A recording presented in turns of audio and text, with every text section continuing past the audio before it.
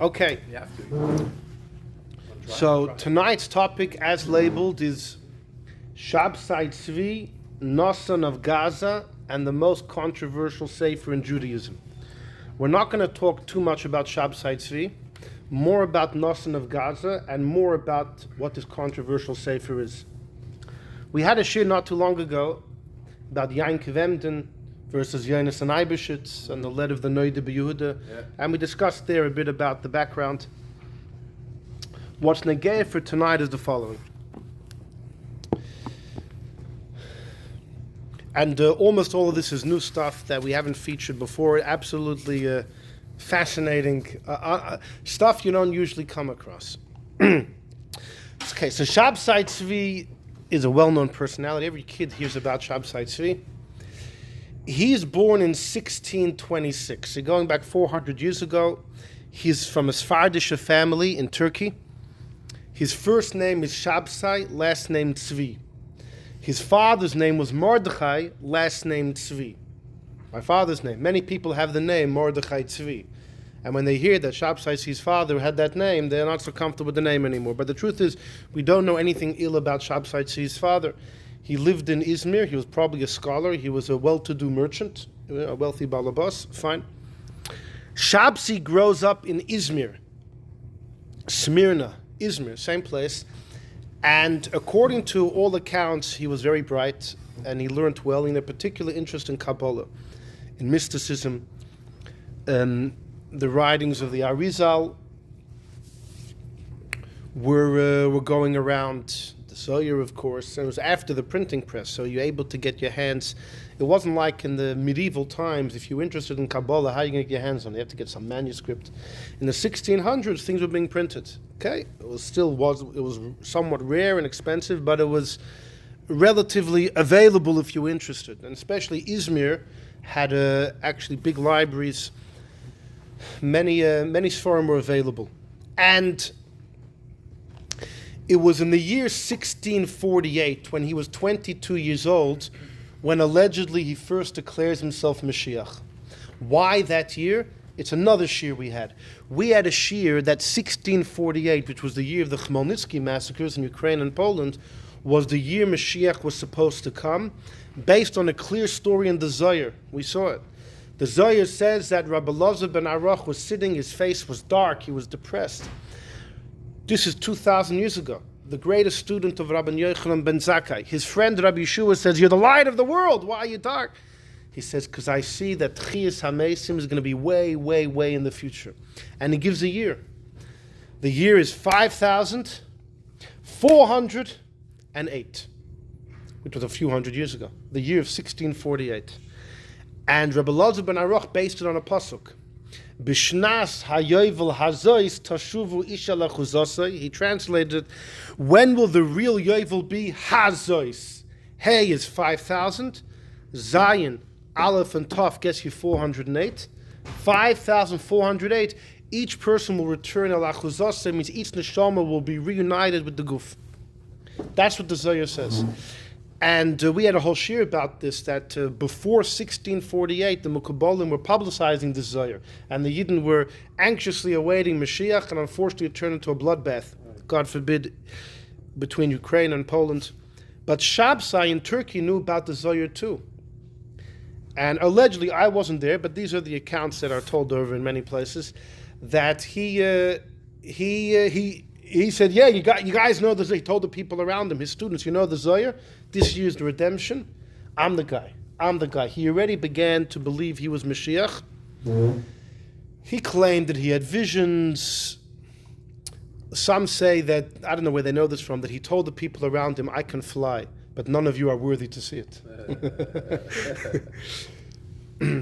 Some historians claim they have proof that he was married twice at this time. Each of them ended in a very quick divorce because he wouldn't touch his wives. He lived a life of asceticism. He barely ate. He lived a very saintly life. He was a big scholar in Gemara and particularly Kabbalah, a smart man, and he lived what he spoke. He lived it. And therefore, he had a group of students around him that thought, he has something going. So in the beginning, it was the year 1648, so it's a crucial year because it's based on the Kabbalah, it's based on the Zohar. So while the Yidden were being massacred in North, in Ukraine and Poland, in Turkey, Taka had Shabsai saying, I'm the guy, I'm Mashiach. He was 22.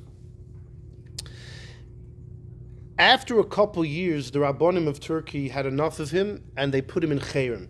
His own teacher, Rabbi Yosef Eskafe, I know some people have a last name today called Ezakov. I wonder if they're from that family. A big Sfardish Rav. He was a Rosh Yeshiva of Shabsai. He had enough of him, and his own Rebbe put him in Chayrim. So Shabsai and his students were thrown out of, I'm giving just a brief biography of that, and then we'll see where we're going to segue in. So he was thrown out of Izmir. He went to Istanbul nearby. And in Istanbul, he got to know a certain fellow called Avraham Yochini. Avraham Yochini was the greatest speaker in Turkey, Jewish speaker. He was a beautiful darshan, he spoke so well, and he was original, and he was a big scholar. He was a rabbi. For some reason, this Avraham Yochini was infatuated with Shabsai Tzvi. Shabsai Tzvi was apparently very charismatic. And he would look at you, talk to you, really would buy into his... He had lots going for him. You'll see many Rabbonim originally thought that he might be the real deal. So he must have had something going for him. Avraham Yochini wanted to convince Shabsai Tzvi, yeah, you are the Mashiach. It's not just in theory, but let's make this happen. And he forged a manuscript. Now, some say this manuscript was forged by Nathan of Gaza, we'll talk about soon. Others say it was forged by Avraham Yochini. But what was his forged manuscript? Somebody forged a manuscript. They put coffee on the outside, burnt it, it'll make it look really old. And in it was the testimony of some random Kabbalist who probably never existed. Just says, my name is Avraham, I live in a cave. I'm waiting for the redemption. When's it going to come? I finally received the message from heaven that there will be a boy by the name of Shabsai, born in Izmir on this and this day. Like a whole prophecy. And Shabsai, he saw it and he thought it was for real. By the way, his name Shabsai is significant because even though today the solar system, 20 years ago, Pluto was the end. Right now they threw Pluto out and it ends by Neptune. But 2,000 years ago, by the Goyim and by the Yidden, it ended by Saturn. Uranus and Neptune were not part of the system. It was called Shiva Koich Veileches. The 7 stars or planets that surround, they are the sun, the moon, they're surrounding Earth, so we don't count Earth, Mercury, Venus, Mars, Jupiter, Saturn. Saturn is number 7. And in fact, in all books of alchemy, Geisha books, the 7 metals, gold, silver, copper, tin, iron, lead, and mercury. And mercury. Yeah, these are the 7. They correspond to the 7 Koich Veileches. Reb Chaim Vital in his Sefer in Alchemy says it's really from the 7 spheres, all the 7s. Either way, Saturn was considered the shleim, the completion of the smaller solar system. By these Shiva Koich Veileches, starting from the sun to Saturn, each of them have 1 hour when they have dominion. It goes one and then the next. So every 7 hours, each one has a shot. Now, a week is divisible by 7, right? 7 days. Friday afternoon between 6 p.m. and 7 p.m. is always the hour from Mars. I mean, each of them every 7 hours has their hour. And it's continuous, it's forever. And the week is divisible by 7, so it's every single week. Friday afternoon between 6 and 7 is the hour of Mars. So too 7 hours before and 7 hours later. But you're not making Kiddush then. Unless, I don't know, if you're making Kiddush in the middle of the night, you can have a problem then as well. What about Shabbos afternoon? Confused with the 7 moons then? No, each one spiritually has a certain shlita. Each one has a certain, it's like their hour. It's their hour. So it's the energy of influence. Yeah, it's like a mazel. It's like a mazel. And the other one are they're garnished. 14 hours. I mentioned with a name like Uranus, you can take it seriously. You can't take it seriously. No, it's not about physical movement. It's about just having like a dominion, a certain. It starts when? 12 midnight. When's the 7 start? When's 1? Okay, so that's okay. That's a shayla about why is it that? Why did it work out that way? But the fact is, when we have a shir in astrology, we'll go there. But suffice to say that the way the structure is, Friday afternoon between 6 and 7 is always going to be under the dominion of Mars, and that's where the minhag came not to make Kiddush. The point is that Saturn is number 7, was considered completion.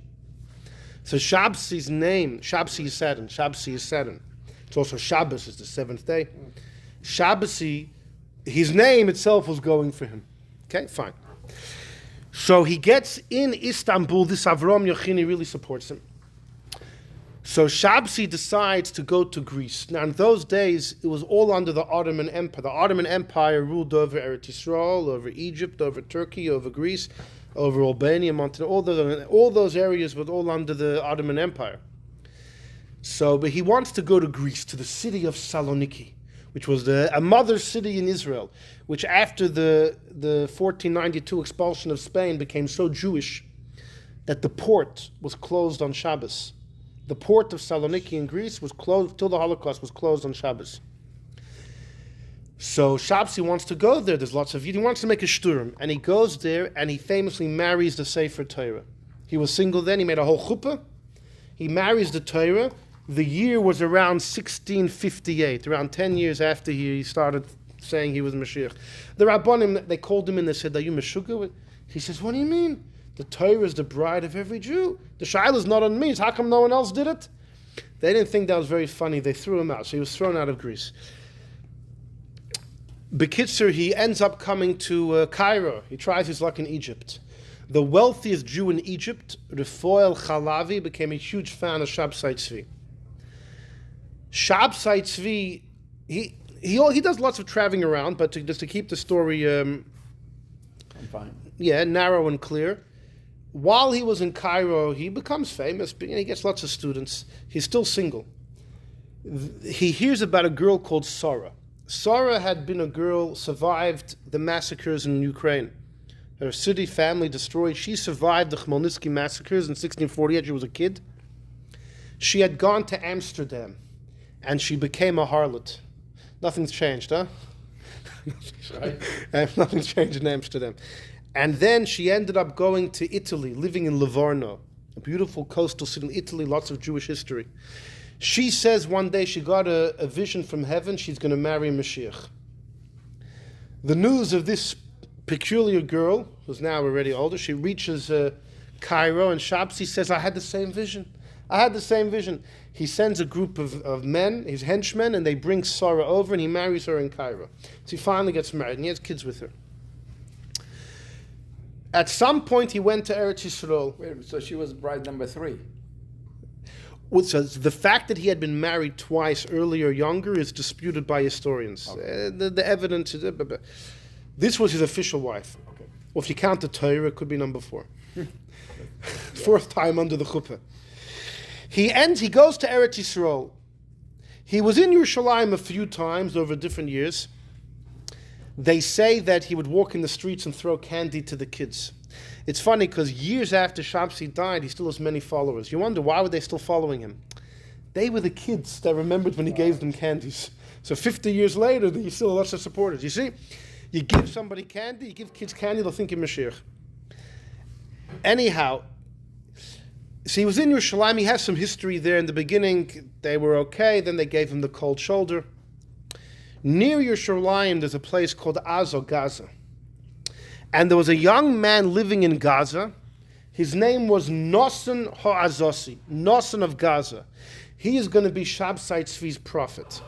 He was younger than Shabsai Tzvi. He's actually from Yerushalayim, and he was Ashkenazi. His father came from Germany, if I'm not mistaken. And he moved to Gaza because his wife was from Gaza. After his marriage, he lives a life, a very Chassidic type of life, a very precious. He separates himself from Olam Hazeh, an ascetic life, maybe abstinence as well. He lived a spiritual life, and he got a name as a big Kabbalist. This Nosson was officially a great scholar, both in Nigla and particularly Kabbalah. His news spread around. The fact is, Shabsai Tzvi went to Gaza to visit him. Why he went is a major discussion by many historians. Gershom Sholem, a famous historian in Eretz Yisrael, has his theories. Some believe some believe that Nosson of Gaza became famous as a healer. He was like a Baal Shem. He used to use practical Kabbalah, and he would heal people. And Shabsai Tzvi was ill, emotionally ill. Some say he, whatever the theories are, bipolar, this or that, who knows. So some say the point is he went there to get healed. Others say it's much more simple. Shabsai Tzvi was on a big movement to spread his name as Mashiach, and he wanted to meet this young budding Kabbalist and see if they could put their, see what he has to say. Either way, he met Nosson of Gaza. Nosson was only 20 years old when they met. And so it was about the year 1663. So Shabsai is born in 26, so it makes him 37 years old. Nosson is convinced Shabsai is Mashiach. He tells him, I've had visions, you're Mashiach, you're the one. And Nosson says, but before Mashiach comes, you need Eliyahu Hanavi to announce it. I'm going to be in the place of Eliyahu. Now, I'm sure that Nosson had certain Kabbalistic explanations of why his soul was related to the soul of Eliyahu, but he said, I'm going to be the one. And he begins to write letters, letters all around to all the countries, the Sephardic areas, and even beyond, that the redemption has arrived, and his name is Shabsai. And it was in the year 1665 that Nosson says, this is the big year. This is the big year. This year Mashiach will arrive. He is Shabsai. He's going to bring back the 10 lost tribes. He's going to go to Istanbul, take the crown from the Sultan's head, put it on his own head. The Sultan will then revolt, and we will enter the whole war known as Gog of Magog. Nosson gave a whole prognosis of what's going to happen, and mamish as a prophecy. And he was already well known by then. People were very excited to hear this, right? Especially after the Chmielnicki massacres, the Yidden were so broken in Ukraine, and they were the Ashkenazim. But even the Sephardim, who were not affected by the Chmielnicki massacres, they were very excited to hear about this. And Shabsai comes back. He comes back to Izmir. And remember, years before he had been thrown out in Hayamim. Now he comes back as the king. He throws out the Rav of the town. He puts one of his own men as the rabbi. Actually, the person he put as rabbi, who was one of his own men, was the Knesset Hagdolah, who's one of the greatest poskim. For a time, he supported Shabsai Tzvi. He's soon going to turn against him. He's going to turn against him. So, the fact is, Shabsai, he's waltzing around in Turkey in the 1660s, and he went to Istanbul. The Goyim had heard about his venture to take the crown from the king. He was thrown in prison. Ultimately, he was given a choice to die or to convert to Islam. He converts to Islam. And at the end of his life, the Sultan banished him actually to Montenegro, where he passed away. After he converted to Islam, the Jews were wondering, should we convert? Because Shabsai's wife converted and hundreds of his followers. So many of his Chassidim turned to Nosson of Gaza. Do we convert or not? Nosson said, Chas v'shalom. What about his kids? If he would have had kids at that time, they would have been very young, a couple of years old. And Nosson says, Chas v'shalom, to convert. So they say, so what about Shabsai? He says, Shabsai is different. Shabsai had to. He said, to bring Mashiach, Shabsai's soul had to enter into the enclave, the turf of Yishmael itself, and from there suck out certain sparks of Kedusha. And Shabsai gave a whole explanation, but he said no one else should do it. And Shabsai went around traveling, inspiring the Eden, don't give up hope, don't give up hope. Shabsai ends up dying at the age of 50 in 1676, about 10 years after he converted. And Nosson was distressed, beyond distressed. He was deflated, completely deflated. But nonetheless, he still traveled around and told people, Shabsai's soul is going to come back. He's still Mashiach. Don't give up hope. He dies 4 years after Shabsai, in 1680. He was only 37 years old, a young man, this Nosson of Gaza. And he died in a city called Skopje, which we're going to see important things about. Skopje, which today is in North Macedonia, just north of Greece. For years, his kever was a pilgrimage site. People went to Noson of Gaza. Apparently, after the Nazis came there, it's not, you can't see his kever anymore. I don't know, I wasn't there. But from 1680 to for almost 300 years, people were going there. So that's the story of Noson of Gaza, and that's the story of Shabsai Tzvi. Now that we have this, we can go through this quite quickly. There is, amongst Torah Sfarim, we have tens and tens of thousands of them. Almost all of them are mainstream, and even those that are kind of on the side are also considered Torah learnable. There are some Sfarim, though, which some people would never let in their home. Even amongst the Rishonim, the Moira Nevuchim, nowadays it's so classic. 250, tonight's the yard side of Rebbe Melech of Lizhensk. In his time, he says, many young people were learning Moira Nevuchim and it was sending them astray to join the Enlightenment movement. Rabbi Nachman of Breslov said, you can't have it in your house, not the Rambam's Moira Nevuchim, not the Ralbag, anything philosophical is dangerous. And there were a number of Sfarim of the Rishonim even beyond. There was a guy called Ibn Kaspi, who he was a Jewish philosopher 800 years ago, even beyond the pale of Rambam and Ralbag. Like he says, maybe the story of Yoina never happened. It's just a mashal. He's the only one that even goes so far about that. Amongst books of Kabbalah, there's a few that people are very hesitant to have.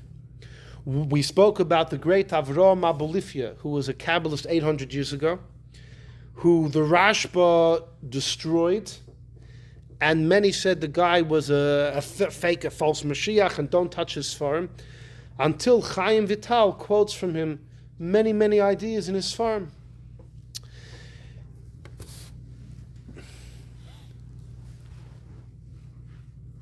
Perhaps the most controversial sefer is a sefer called Chemdas Hayamim, the delight of the days. And the spectrum of how Yidden view the sefer, there are those who say you have to burn it, pure apicursus. Others say you can't be a frum Jew without it. It's mamish polar opposites.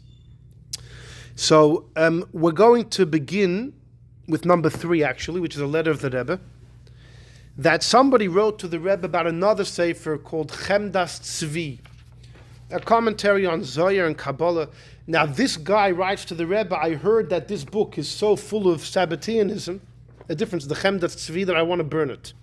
So the Rebbe writes in number 3, Hine nivhalti, I'm bewildered that you want to burn, you want to make a public burning.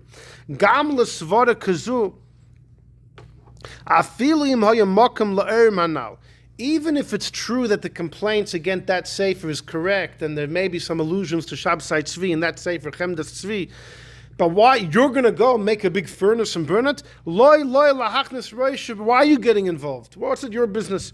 Put the book away.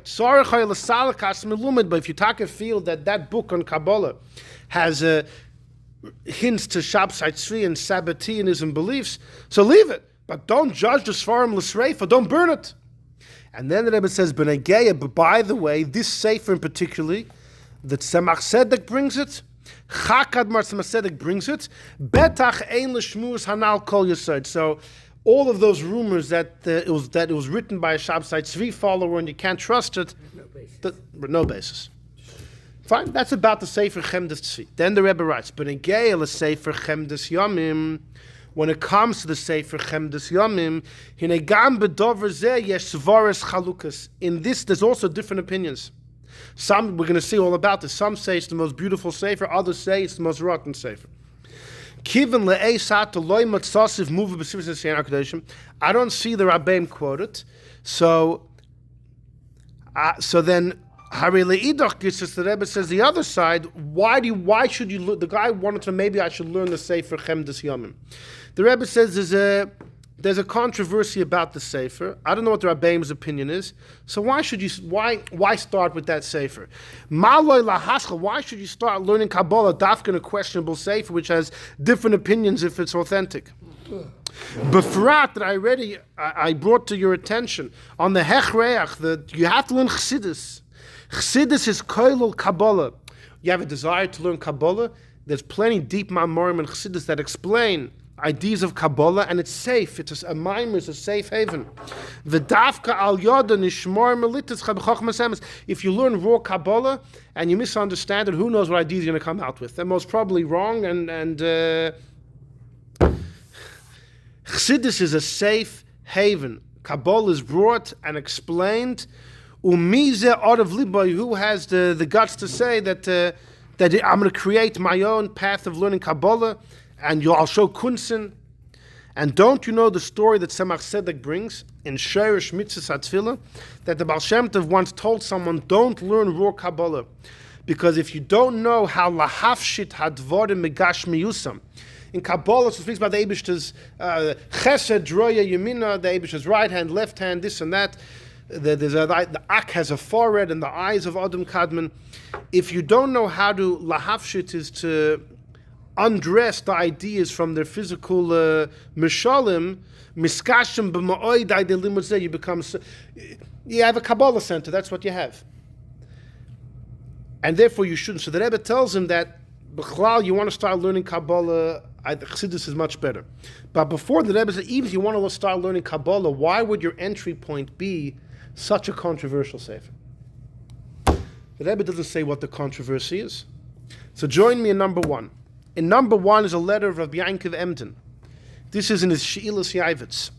Somebody wrote to him, there are many minhagim today that come from the sefer Chemdas Yomim, saying LeDavid Hashem Oiri during Elul. We're going to see that, that's the shir. LeDavid Hashem Oiri comes from there. The fact that we say Kegavna, most of you go to a Litvish shul, what do they say Friday night? Bamem Adlikin. Kegavna. The fact we say that portion of the Zohar is Chemdas Yomim. Lots of the Yehirotzen, the Yehirotzen by Tashlich, the Yehirotzen by the Nasim. It originates there. Okay, okay, yeah. Many of these things do have older sources. The Rebbeinu Shalom that we say on Yom Tov, by taking up by Kriyas Sefer Torah. V'nocha olav ruach Hashem, it says in Chemdas Yomim. And you know all the Shabsai Tzvi, this was their biggest tefillah. When they said V'nocha, it should rest on him, they were on him on Shabsai. There's lots of things that we say in the Siddur come from the Sefer. The Sefer, if you open the Sefer Chemdas, it's a big Sefer, it's been reprinted. It goes through the year, Kabbalistic ideas, minhagim of all through. You open it, it seems to be a regular Kabbalah Sefer. You know, the average bocher will just get bored after a few minutes. It's a Sefer. You have to learn. He has a lot on Tu B'Shvat.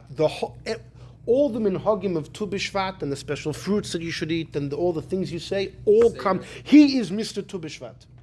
Tu B'Shvat's from Chemdas Yomim. And there's many other ideas that come from Chemdas Yomim. Who wrote it? We're going to see. You will see what Yankov Emden. So Yankov Emden is living 250 years ago.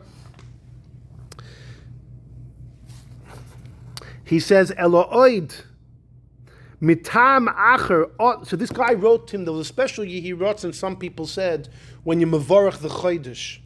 We say Chadsher, some medicine is Yehirotzen. And the guy asked Yankov Emden, what's the deal with it?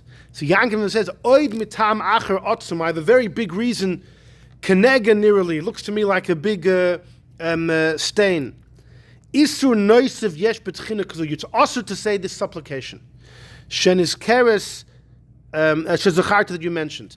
Even though I haven't seen it as of yet. But I'm telling you why you shouldn't say it. I've also chipasti achareh. I've looked for it. I don't know them, but I didn't find it anywhere. But I'll tell you something. Zechuni, I'll tell you what I do know. B'Sefer Miras, in the Sefer Miras, Chemdas Yomim, Miras was a Greek poet a long time ago, 2,500 years ago, maybe even longer. The historians discuss if he was a real person or not. Pashtus he was. He's discussed in Yerushalmi, he's discussed in Mishnayos. This guy, he was a no good. People that followed him were rationalists, and it was not a Torah philosophy at all. So Yankov nicknames the Chemdas Hayamim Nimtzas Tchina. You'll find that supplication there. Sheyasad Navi Hasheker Ha'azosi. You know who wrote Chemdas Yomim? Noson of Gaza, the false prophet. La'amra, to say it, b'yoyim Shabbos Kodesh, on Shabbos Mavorchen the Kodesh. Zulasa, I don't know anywhere else where it's brought. And that Sefer Malaya Log Gillah is full of idol worship. Remez v'hein mispar tof yudal lirmers al shukit shatz Shabsai Tzvi Shem Rishon Yirkiv Tzofan B'Seicha. Yankov Emden writes. Now I know that he writes in a number of places. Yankov Emden wrote in a number of places. The book Chemdas Yomim is absolute treif. It should be burnt. It was written by Nathan of Gaza. He is Tameh. His book is Tameh. Yankov Emden writes in one place, anyone that learns it will become Tameh. You learn it, you'll become a kafir. He says the only one that's allowed to learn it is someone who's pure, who wants to learn it just to know, and if he's going to debate the Shabsai Tzvi, what he should, he should know their own teachings. Otherwise, stay away from it. Right. And he writes, if you look through the Sefer, it's full of hints to Shabsai Tzvi. Everywhere you look, it's Shabsai Tzvi. Now, he writes this in another place. I know at least 4 places that Yankov Emden writes against Noson of Gaza for sure, but against the Sefer Chemdas Yomim. And he writes that it's oozing, every page is oozing with Shabsai Tzvi ideas. Now, if you open Chemdas Yomim, it doesn't say Shabsai Tzvi anywhere. So Yankov Emden says you have to go to the Gematrias.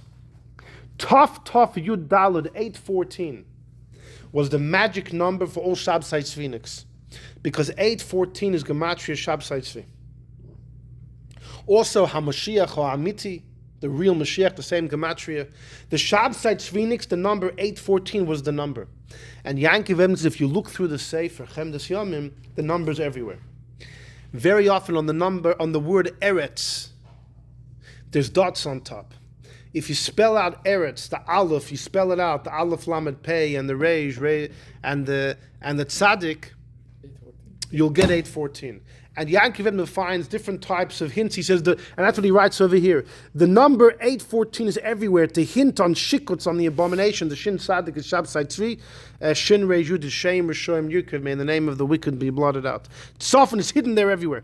K'moishe kvar haidoisi ba'am. I've already spoken to the people about this. Hayroisi al zois me'az. I've spoken about this forever on another sefer. But there is ach be'eis hazois lo nimtza sefer kusmin haloz.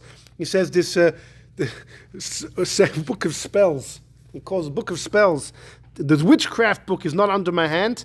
I saw it a long time ago. Biyad oirich oiver aleinu. Somebody passing by happened to have the book. Ba'abata ba'alma. I gave a small glance, and since then, v'loi ba oidli, I haven't seen it again. That was enough. But that's it. But he says that this Yehirotzen, that this guy wanted to say Shabbos Mavorchim. Yankov Emden says he can't say it. It's Yankov Emden's opinion was very clear on the matter. And he writes in this letter, this is a letter that he writes in She'ilas Yavitz, that's his Tshuvas Sfarim. And he says here, I've been talking about this ever since. He wrote numerous places about, and he writes in one place, it looks like a beautiful sefer, it's full of Kabbalistic ideas on the Yom Tovim, it's a Torah sefer. He says, no, Noson of Azosi, Noson of Gaza, it's like he put an Avodah Zorah inside the Beis HaMikdash. The Sefer looks like the Beis HaMikdash, but inside, if you can see it, it's oozing with Shabsai. He says every single page hints to the Shabsai Tzvi. You can't read it.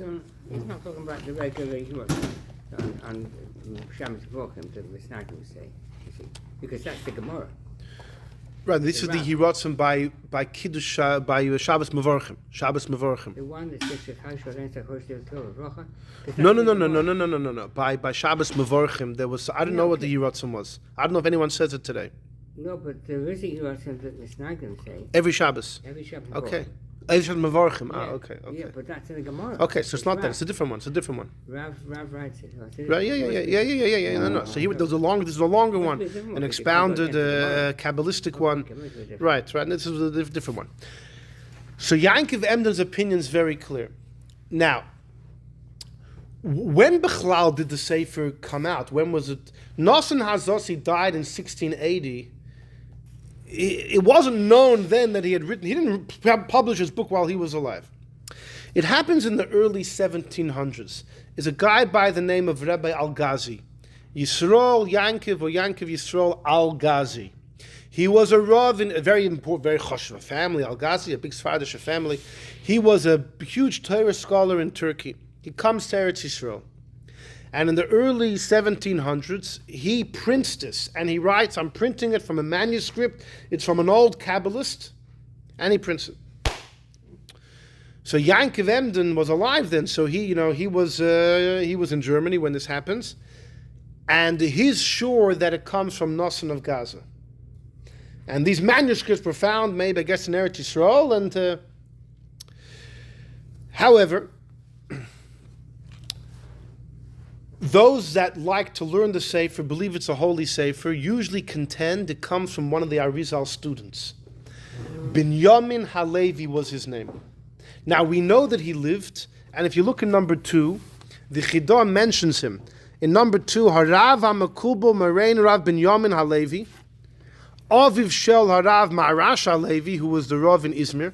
So there was a guy, Maharash Halevi, a Rav in Izmir. His father was Binyamin Halevi, and Binyamin Levi Aniska was a Talmud. He was part of the Arizal's cubs, the Gurei Ari. The Arizal is the lion, the Gurei Ari.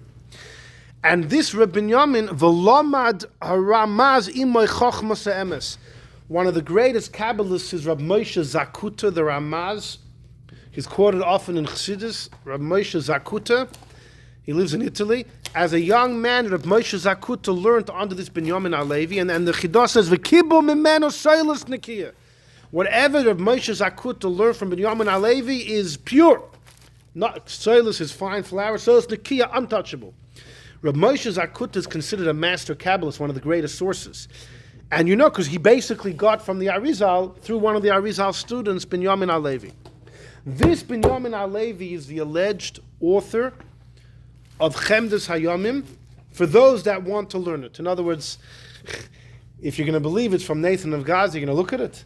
You say it's from Binyamin Halevi, but we're going to see, don't worry, don't worry, you know where I'm going with this. Right? Things are not as advertised. In fact, if you open up a Sefer today of Chemdas Yamin, you'll see on the front page a holy work of Kabbalah from the Arizal student Binyamin Halevi. All the printers write it. It's a bestseller, right? From the Arizal student, for sure. Talmud of the Arizal, the teacher of the Ramaz. Like, who wouldn't want the Sefer? Everyone's buying it. It's a bestseller. Although you'll know, most shuls don't have the book. Most shuls, you'll see, most shuls don't have the book. Because of what Yankov Emden, he's not the only one that says it. There is a third opinion in historians who believes it was actually Rabbi Al-Ghazi himself. It's his own work. He printed it anonymously. It's his own, which would mean it's a fine work, because this Rabbi Al-Ghazi was a famous Rav in Eretz Yisrael and in Turkey before. His son was the famous genius, the Maharit Al-Ghazi, who was best friends of the Chidah. Either way, so Rabbi Al-Ghazi definitely published it. That we know as a fact. Some say he wrote it, and he wrote it anonymously, most prevalent mainstream view is it comes from Binyamin Halevi, the guy number 2. But then you have Yankov Emden, says Nathan of Gaza. Now you're wondering, what is, okay, so we're going to see. This is mama's fascinating stuff. So guys, buckle yourself in.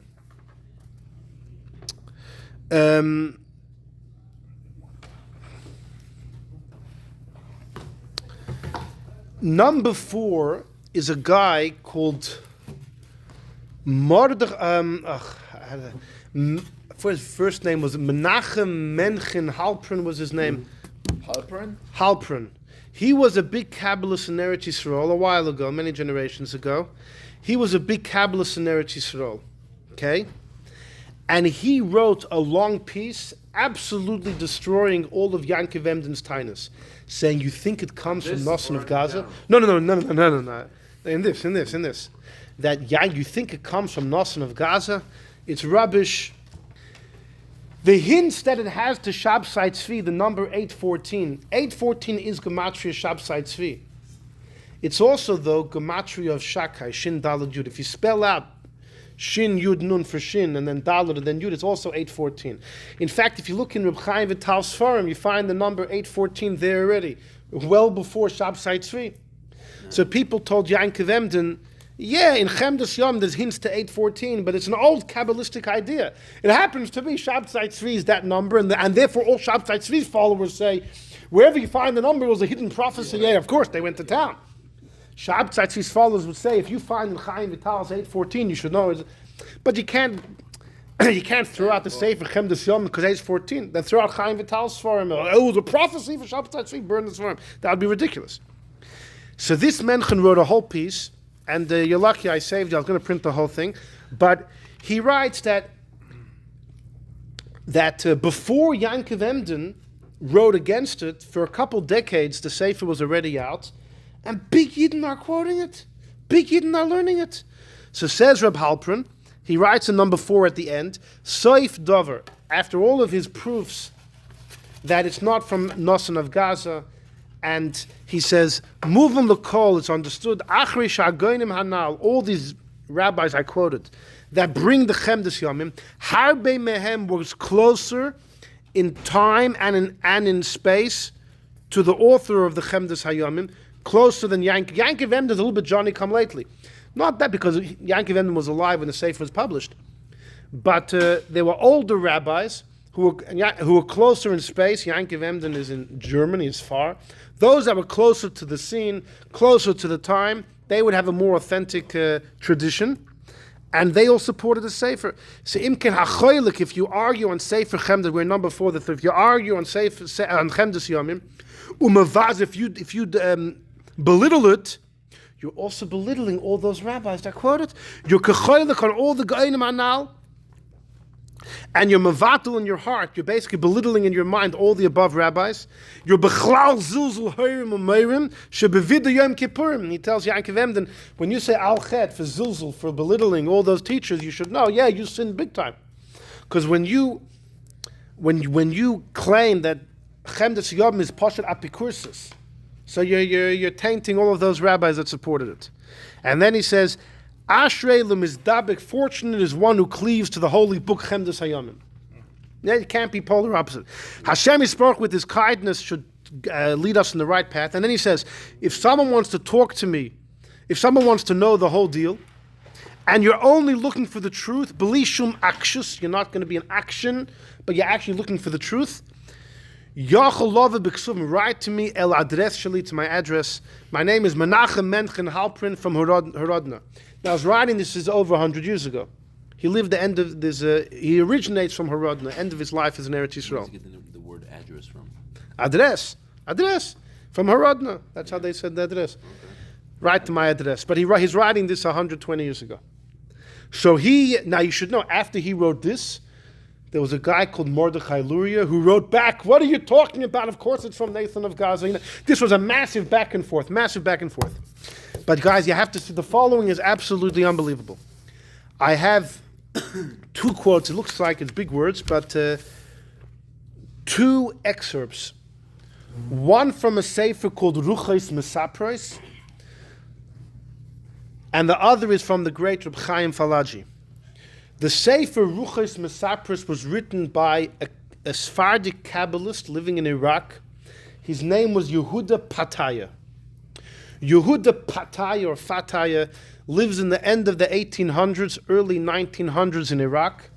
The end of his life, he was in Eretz Yisrael. And his expertise was exorcism. He was the man. If somebody was possessed by a shade, by a nefesh, he was the man. He was an expert in exorcism, and he bechlal straddled this world and the other world, had awesome dreams. He was a major authentic, like the real deal, one of the last real Kabbalists. And he dies, actually right after the Holocaust began, he died. It says in the beginning of the Holocaust, he used to go do Tikkun Chatzos every night, and he died then, about 1941 or something. But he's known as one of the last of the real authentic Kabbalists, and he writes in number 5, 6, and 7 that you have on this page of the next, is from what he writes in his Sefer. And I'll tell you like this. It starts in the year 1910. He says, I was reading the Sefer Chemdas Yomim with my kids. It was Chanukah. And in Chemdas Yomim, he has lots of interesting stuff on Chanukah. And I was reading with my kids. And I got tired and I fell asleep. And in my dream, he says, I see a guy next to me. Big guy, very handsome. No beard. He had 3 or 4 strands of hair, and they weren't even next to each other. This is what he says. He says, this big guy tells me, that you want to learn Chemdas Yamim, I could teach it to you in 1 moment. I asked him, 1 moment? It's a big sefer, 1 moment? So the guy says, I wrote Chemdas Yamim. And you know why I wrote it? I wrote it because if I'm stam going to say Shabsai Tzvi Mashiach, who's going to believe me? But if I first write a sefer on Kabbalah and people see I know my stuff, then when I say Shabsai Tzvi Mashiach, people will actually, turn their ear to what I have to say. So he tells me, says Yehudah Fetaya in my dream, 1910, Chanukah, that if I just jump on the bandwagon and believe in Shabsai Tzvi, it's as if I learned the whole sefer, because the whole sefer was just a gateway to get people to believe. So if I jump to the belief, it's like I learned the whole sefer. And I woke up. He says, the next night I dream again. And he said, I'm sitting in shul, it's freezing, I'm wearing my heavy winter coat. All of a sudden a raven flies into shul. And the raven flies through the window, it's like upside down, it looks like it's being chased. And it flies into my kapota, it's begging for sanctuary. And then he continues, look at number 5. The Aaron, and I look up and I see Gimel Anoshim, 3 people walk in, they have sticks in their hand. And apparently they had beaten the raven, they're looking for the raven. They had beaten it, Makas Achzorius, really beaten the raven apart. Number 5, the second line. Ochen loy ro, when they came in, they're looking for the raven. They can't see. Onanim l'toyer of miadam. Where did the raven go? Voyemibitim bekas v'zam, and these 3 people with their bats are looking everywhere. Honor the honor, they're looking this way and that way to know the makom asher barach shamav. Where did the raven go? Could they lead to pursue it la'akas and to beat it even more? And all of a sudden, Nira Le'enai, another guy walks in who's in charge of the other 3. And what happens is, the guy looks around, he senses the raven's by me. He tells the other 3, there it is! It's in the coat of Yehudah Fetaya. All of a sudden, the raven quickly jumps and he flies out of the other window of the shul. And I woke up. That was the end of the second dream. He says, I had a third dream, it's not on the paper, I had a third dream, where I was stam davening in shul, and the same guy comes to the entrance of shul, and he has his hand like this, and he says, Rebbe, I beg you, this is Nosson of Gaza. And he says, I'm the author of the Chemdas Yamim. I need you to help me. I need you to help me. Can you please redeem my soul? He says, I woke up from the third dream. He says, I realize that this is serious. And he has a whole description in his sefer. He says, I took a minyan of Bochum. Dafka, those pure Bochum, never did a sin in their lives. And he writes a whole ritual they did in the shul with Sefer Torahs, walking around the bimah, and saying the kapitlach of Tehillim, and a whole Yehi Ratzon for the soul of Nosson of Gaza, a whole thing. And he says, we are hereby undoing all the chayrims that were made against him by rabbis. Apparently, while he was alive, some rabbis put him in chayrim, were unreleasing him from all the charamim and everything. And they blew the shofar. A whole thing described, page and a half, it describes the whole thing. And that was it. A month later, he has another dream, the next dream. And in this dream, it's number 6. He says, it wasn't Nosson, it was somebody else who says, I'm here as a messenger. And the messenger tells me that you freed Nosson's soul. Nosson's soul wasn't allowed into Gehenom. Do you know why he was that raven jumping from one place to the other? There's something called Kaf Hakela, mentioned in Tanya, which is like a slingshot type of thing. It's one of those rides, the Vomitron, right? It's even worse than Gehenom. That's worse than Gehenom. They put you on and they go and go until you vomit. And the problem is sometimes a person's soul doesn't even merit to go to Gehenom. Who are you to get cleansed? He says, Nosson Pasha, this is what the guy tells Yehudah Fetaya, that Nosson came to you begging for you to help him, and you did. You actually you went into that room in the shul and you had all your students, you did the whole voodoo ritual, the Kabbalistic ritual. You released all the chayrims on his soul. You released him from the Kaf Hakela. He was allowed to go to Gehenom. So that's why he couldn't come to you again in a dream. He's busy. He's going to Gehenom. But on his way there, I met him. And he told me I should come to you and give you a yeshakayach.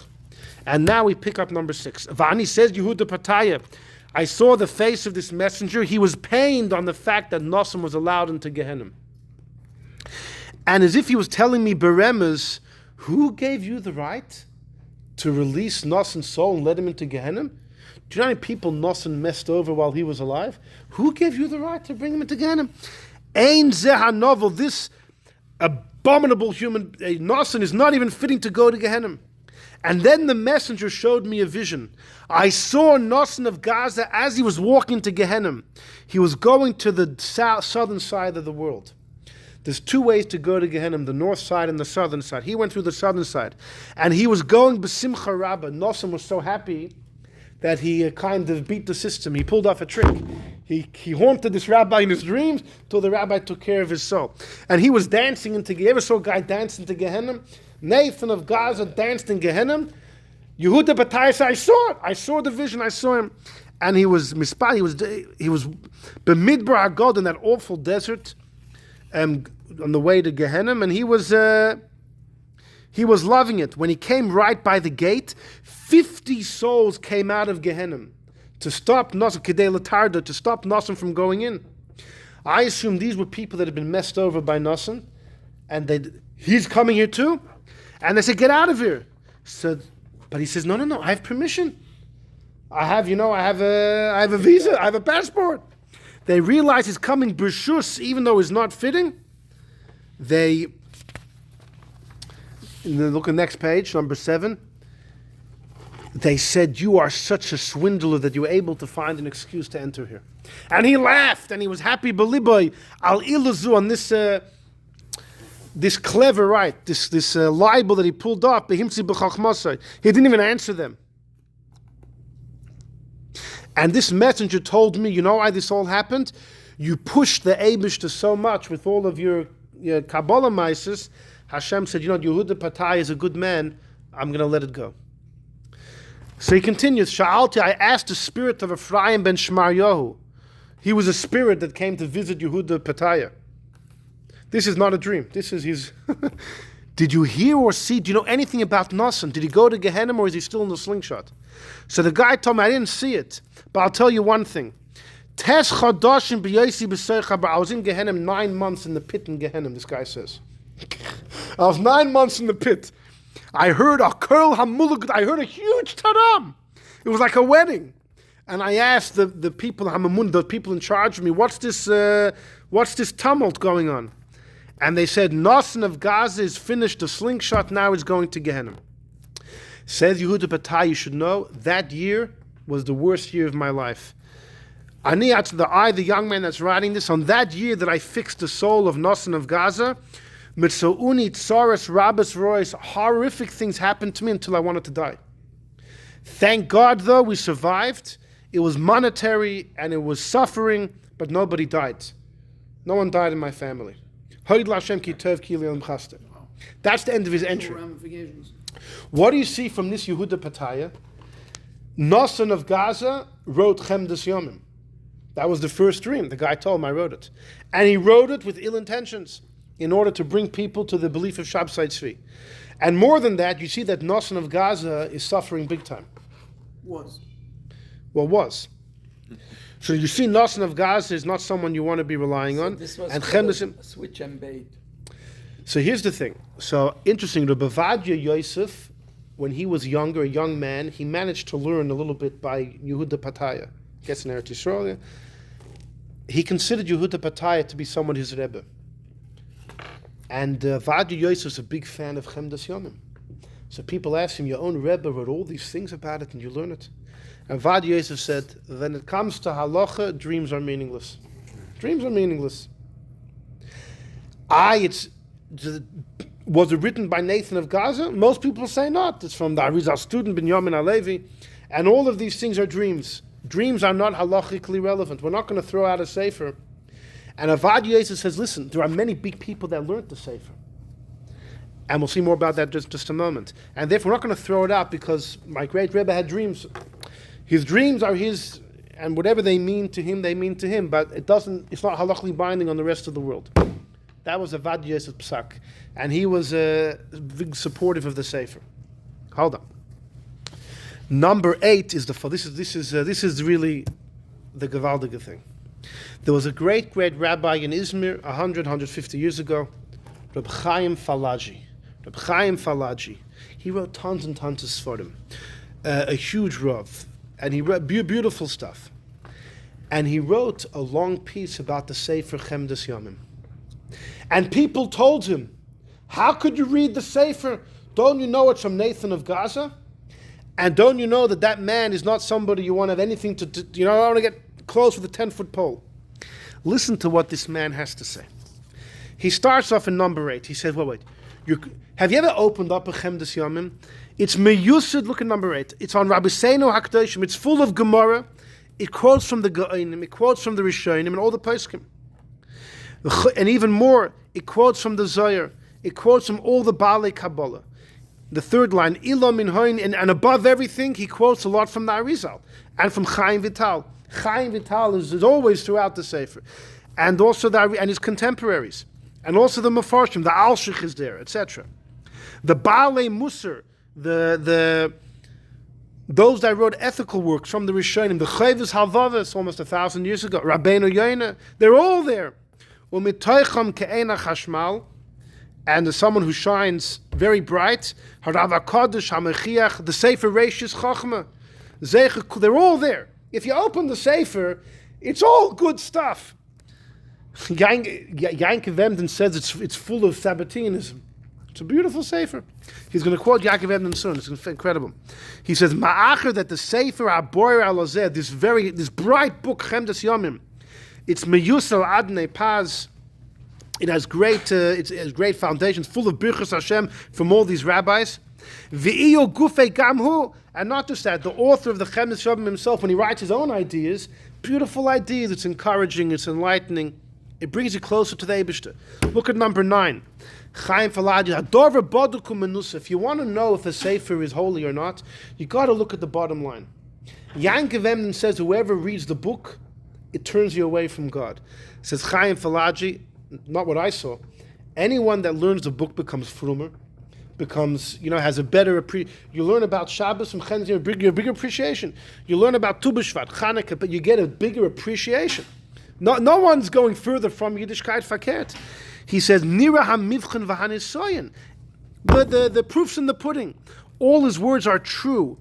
Anyone who hears his beautiful words, it has a wondrous effect in your body, in your limbs, in your neshama to bring you to tshuva. Yankov Emden says will make you not be kair. It says Chaim Falaji Faket. I see people reading it; they become better Jews. They get they acquire a holy ray of a fear of God on the face of the person learning it. And don't you know what the rabbis say? Something which comes out of the heart goes into the heart. So if it goes into the heart of so many Jews, it must be coming from a pure place.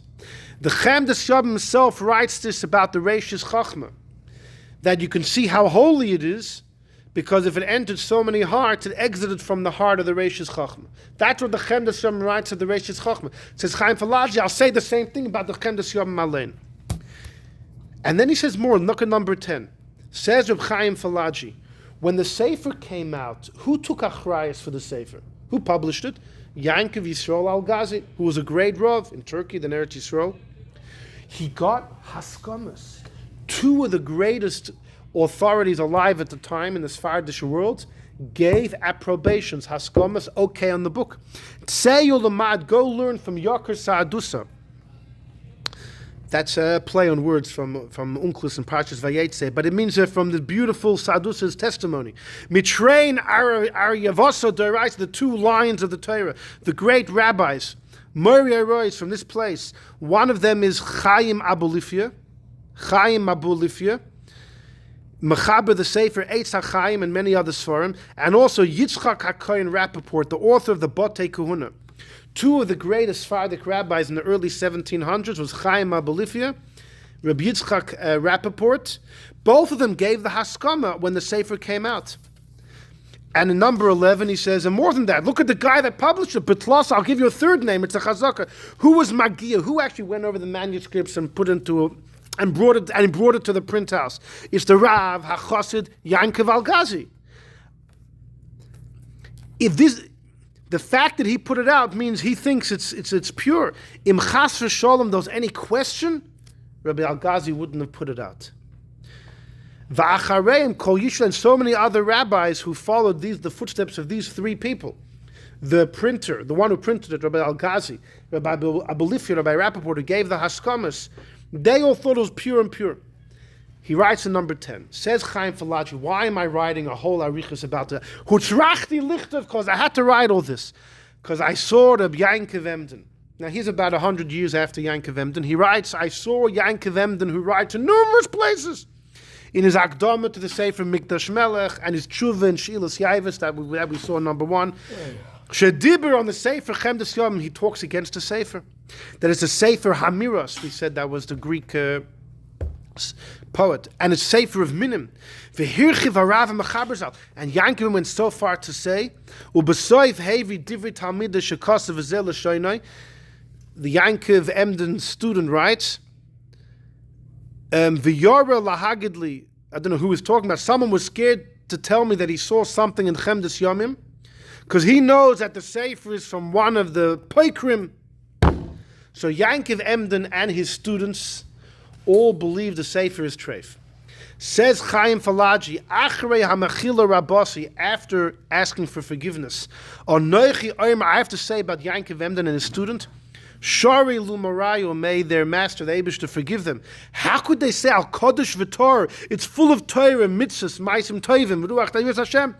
It's meyusad, like he said in the beginning. It's based on Gemaras and Rishonim and Achronim. Are we still on, by the way? And Mori Kabbalah. Valakol, and he says, wait. How could Yankov Emden speak about the book and more? He's not just speaking about one book. Yankov Emden is really bringing into question everyone that supports the book. Yori anoichi loyma chas v'shalom. Yankov Emden is paigeya bekovid of many rabbanim who supported it. V'chein lo, he can't, v'chein lo yeyasa. So Chaim Falaji says, now he says like this, you got to know a few incredible stories.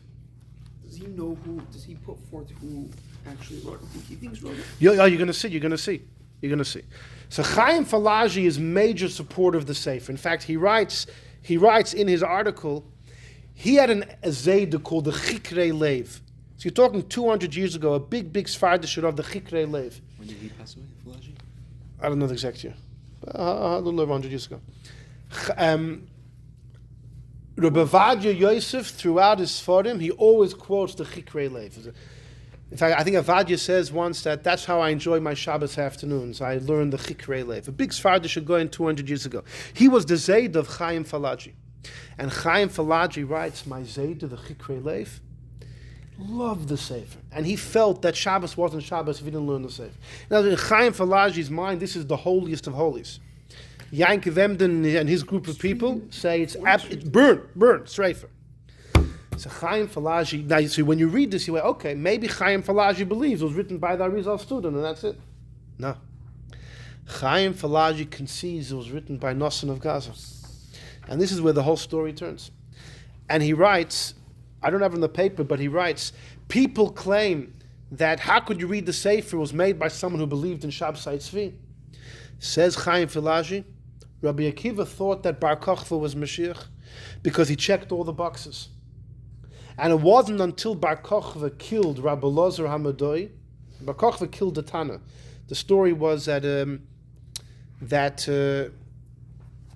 Yidden were hiding, and somebody from the other, somebody from the enemy, somebody came in and caught a couple words with Rabbi Lozer Hamadoi, who didn't even realize the conversation was taking place. He was davening, talis and tefillin. The story was witnessed and passed on to Bar Kochva, that your uncle, Rabbi Lozer Hamadoi, is aiding the enemy. He ended up killing him. He kicked him. He gave him a whopping kick, and Lozer Hamadoi died from the kick of Bar Kochva. So Chaim Falaji says, so Bar Kochva is killing Tanoim. But before then, he had enough going for him. Bar Kochva must have been a chochem and everything, enough going for him. The Rebbe Akiva felt legitimately it could be Mashiach. And Chaim Falaji says, did anyone look down at Rebbe Akiva afterwards? You were wrong? No. Because at the time the guy fits the bill, then you're licensed to believe is Mashiach. So says Chaim Falaji, you're going to tell me the author of Chemdas Hayamim believes Shabsai was Mashiach? He innocently thought so. He thought that he fit the bill. What do you want from the guy? But he still doesn't say Nosson of Gaza by name. No, but you got to continue reading. I'll tell you something. And he conceded. Nasanagas never conceded. Because he still believed. Because Shabsai didn't kill anyone, that's why. Shabsai Tzvi converted. The Rambam holds you're allowed to convert to Islam if your life's in danger. It's not Avodah Zarah. Shabsai Tzvi is a Sephardi, passed like the Rambam. He was allowed to do it. Could have ran away. No, the Sultan kept him there for years, a couple of years. Then he banished him to Montenegro, but it was still probably under the watch of the Sultan. It was still part of the Ottoman Empire. Taka, I don't know if there's any evidence that before he passed away, the Shabsai Tzvi kind of abandoned his Islamic track that he took. We don't know about that. But either way, Nosson of Gaza is buried in Skopje. You got to listen to these before. You got to listen to these stories. Nosson of Gaza was buried in Skopje, which I said is in today North Macedonia. There is still a big Jewish cemetery there today. Apparently, his cave is no longer accessible since the Holocaust. Again, I wasn't there. I don't know. But there is a legend that he came to Skopje in 1680. It was a Friday. He ran to the house of the Rav, and Nosson said, "I want the Chevra Kadisha to come. And he said, I want you to quickly dig a thing today." Now, Rabbi Yehudah HaChassid writes, last week, one of his Rabbi Yehudah HaChassid thing is, do not dig a grave in a cemetery if you won't bury someone that day. Because if you don't, you will.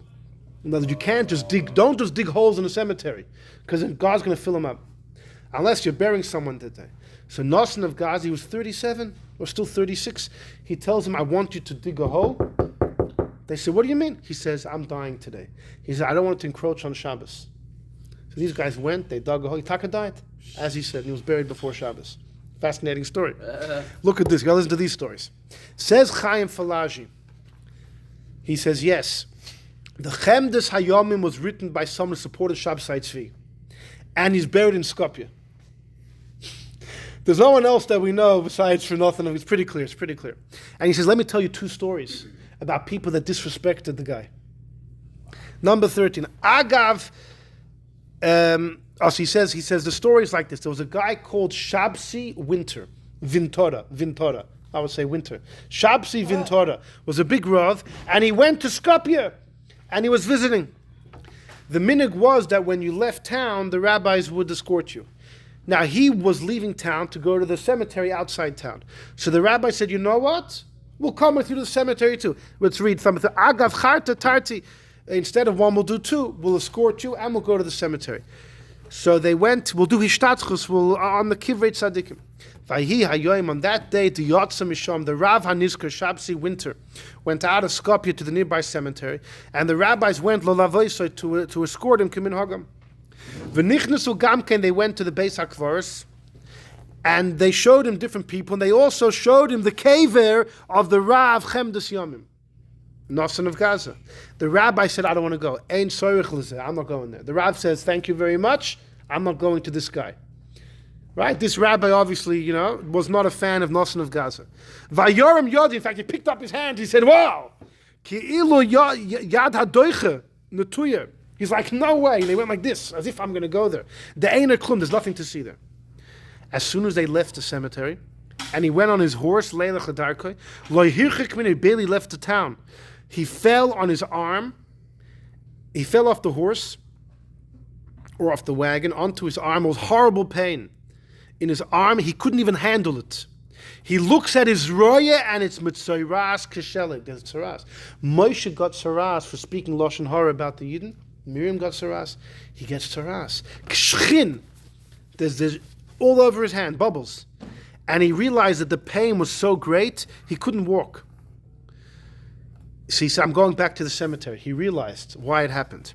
He went back to the cemetery, and he went on the cave of the Rav Chemdas Yomim, which is in Skopje. This is Nosson of Gaza. He said, please, I'm begging you for forgiveness. He took an oath that his entire life he would learn every single Kol Yimei Chayav, every day. He would say 18 kapitlach of Tilim to help the soul of the Chemdas Yomim. Barely an hour passed, the guy was completely healed, as if nothing had ever happened. And many times it happened with this Rabbi Winter, Shabsai Winter, that towards evening he realized that he didn't say his 18 Mizmorim yet, and he would quickly scream, "Give me a Tehillim b'chipazon, I need to finish it quickly." Fine. That's one story. Va'oid ho'ylepel, another story. Sipr lanu zokenech, an old man told us that he was a shamish of the son of Reb Shabsai Winter. His name is Avraham Vintorazal. That he went on a shlichus to Tzfas, and when he went to Skopje, nafal olav tipa b'layla rishayna shenichnas sham. Something happened, he died. This Avram died, and he was buried mamish next to the cave of the Chemdas Yomim. And Chaim Falaji says, you see, because the father spoke out against the Chemdas Yomim, Noson of Gaza, he had horrible pain, and ultimately didn't even help his son had to die. And Chaim Falaji says at the end, you wonder, how come the Chidah never talks about... He says, don't you know? The Chidah was a Gilgul of the Chemdas Yomim, of Noson of Gaza. He was a Gilgul of his. So here's the thing. Yankiv Emden says it was from Noson of Gaza, burn the Sefer. Yehudah Fetaya with his dreams also says the same thing. It's Noson of Gaza and all the stories with Gehenom and the slingshot, and he wouldn't touch the book. In fact, I told you that Avadia Yosef says, I love Yehudah Fetaya, but his dreams are not going to make halacha for everyone. Apparently Mordechai Eliyahu, who was a chief rabbi of Israel, the Rebbe had tremendous respect for him, Sephardic chief rabbi, after he saw this kuntras of Ruchos Mesapros, Spirit Speak, that's the name, Spirit Speak from Yehudah Fetaya, he wouldn't look at the Sefer anymore. If you look at Chaim Falaji's whole Arichas, he also believes it's from Noson of Gaza. But he says, so what? Noson did some things wrong? Well, he thought he was right. Have Rachmanas on the guy. Anyone that spoke against him, look how they suffered. The book is a great book. Look at the fact, people that read it get closer to God. Yankiv Edmund said, if you read it, you go fry. He said, B'chal not true. So it's incredible. What does Chassidus say about it? The Alter Rebbe brings it one time in Hilchas Shabbos for the laws of Shnayim Mikra. But you say the Psukim twice, Unklis once. The Alter Rebbe says, what if you want to do Rashi instead of Unklis? So Rashi doesn't go on every single word. So you have to do 2 times the Chumash, and then a 3rd time Chumash with Rashi. You can't just do 2 times Chumash with Rashi, because for the things... Yeah, the Rebbe said that nobody brought it. Okay. It's a Kuntras Achron in the Alter Rebbe. It says, the Alter Rebbe brings this from Chemdas Hayamim, and it's found in Chemdas Hayamim. It could be in Chassidus, there isn't really... It could be they're probably talking about Mamorim of him. The Baal Shem Tov. There are 2, we have a tradition, the Sefer Shivchei Baal Shem Tov says 2 things. One of them is that the Baal Shem Tov once had a dream that one of his students converted. The next day, the Baal Shem Tov got all of his Talmidim around the table, and the Baal Shem Tov said, I got a message from heaven. What's going on? He searches around the room. Nothing. They're all good. One guy confesses he learned Chemdas Yomim. The Baal Shem says, you're the guy.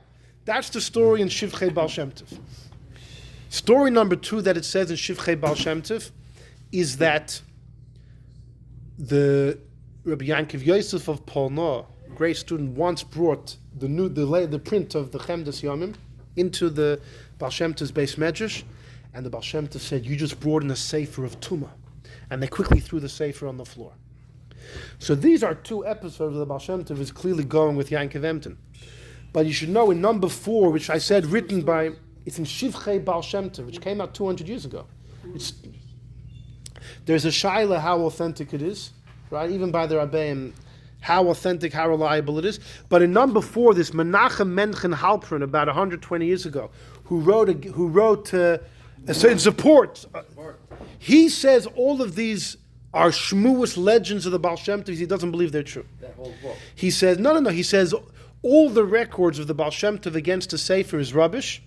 He says the proof is because too many people with the connection to Chassidus have quoted the Sefer. In Halacha, right. So therefore he says in number 4, this Menachem Menchen Halperin, 120 years ago, wrote against Yankov Emden. He believes it comes from the Arizal student. Besides Chaim Falaji, no one else said it comes from Nosson of Gaza, but it's still a good book. All those who said it's a good book said it comes from the Arizal student, Rabbi Yamin Alevi. It's Chaim Falaji who twists the whole story. And by the way, many historians said Chaim Falaji must have never learned history as a kid. He must not have heard about all the schmutz of Nosson of Gaza. What was Nosson of Gaza's biggest? There are claims. He definitely pushed Shabsai Tzvi. Fine. There are claims that he was behind dismantling Tisha B'Av and Shiva, all fast days he dismantled because they believe Mashiach's here. So that fast days, all right. Is that the worst thing that he did? Was the PR guy.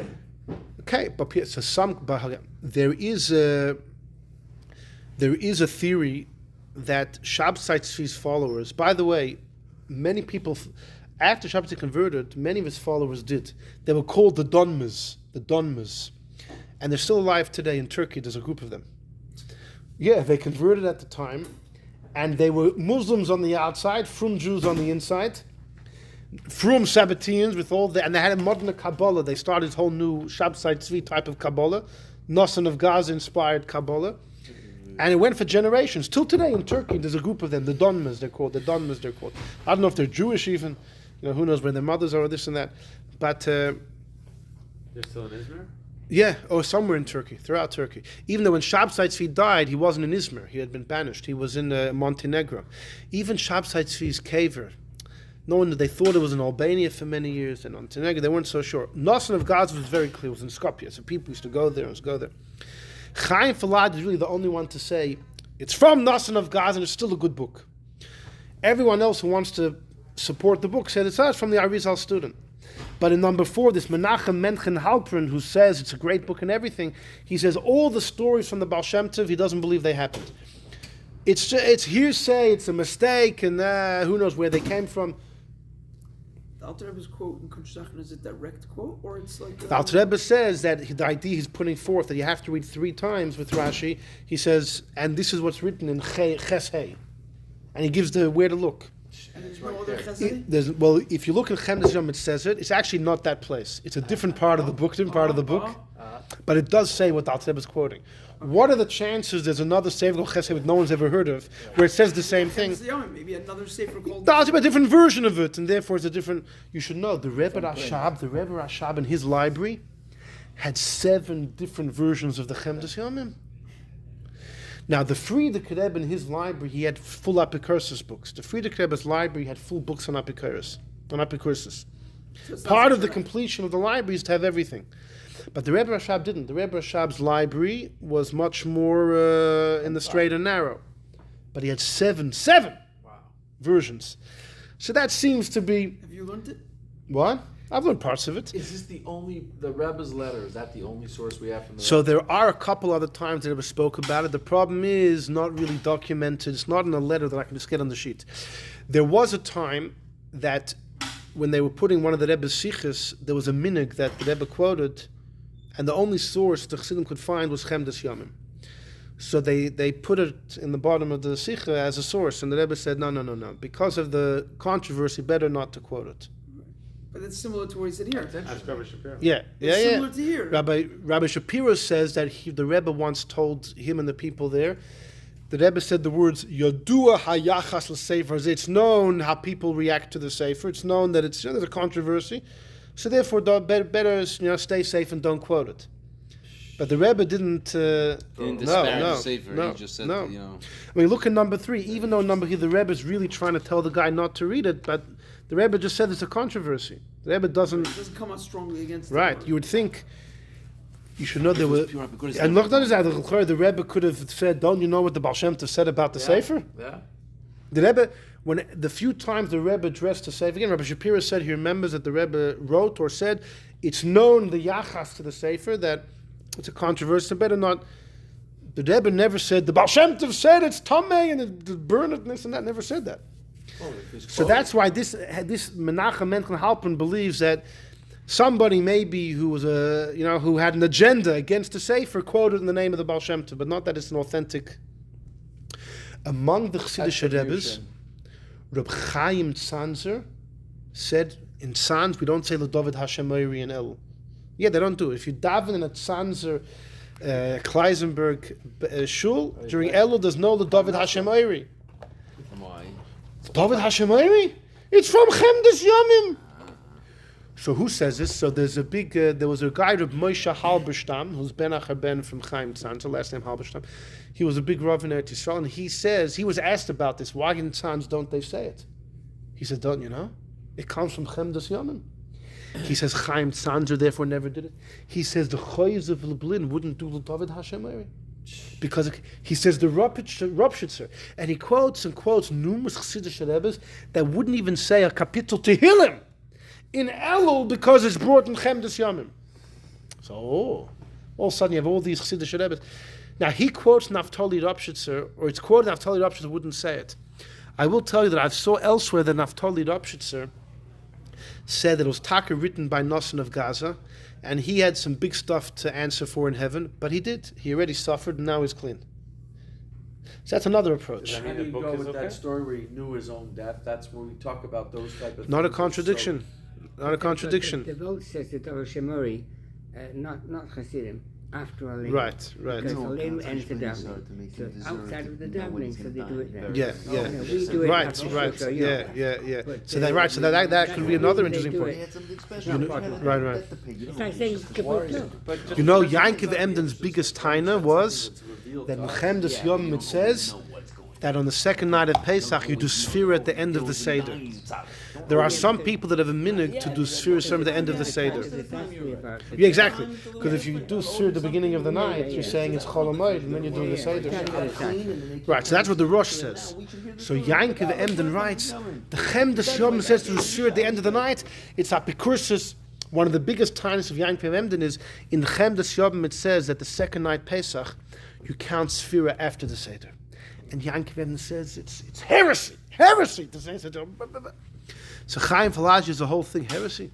The Rosh 700 years ago says you should do that. Because if at the beginning of the night you count Sfira, you're saying it's already Chol HaMoed, and they do a Seder. And Chaim Falaji, not just that Chaim Falaji says big Kabbalist, Rebbe Memi Pani brings a whole host of Kabbalists who says you do that. How do you sound Rabbi Yaakov say But that? but the fact is, I know till today. I know that some people are makpid to do Sfira Soim at the beginning to go against the Chemdas Yom. Even though the Rosh says you do it at the end, and big Kabbalists do it at the end. But since the Chemdas Yom says you do it at the end, we do it in the beginning. Yaakov followers.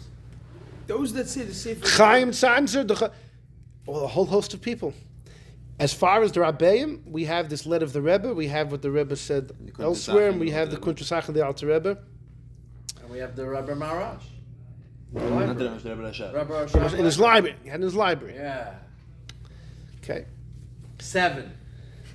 Anyhow, so it remains... Those that say the Sefer is good, who do